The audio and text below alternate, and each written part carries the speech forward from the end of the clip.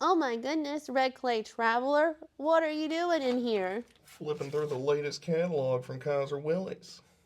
I was looking up how many two-wheel drive Willys trucks they made in 1949.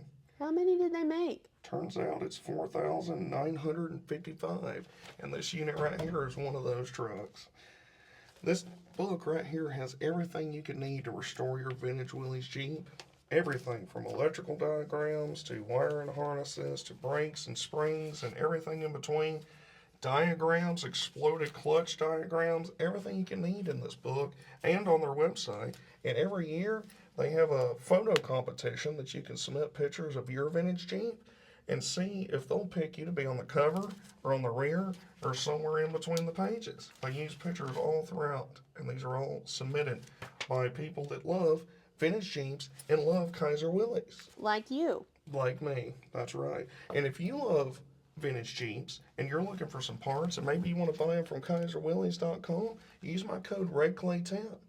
That'll give you 10% off everything on their website or in their catalog right here, except for tires, tubs, and tub kits. Well, it sounds like we all need to head on over to KaiserWillys.com. You definitely should. Yeah, buddy, get it.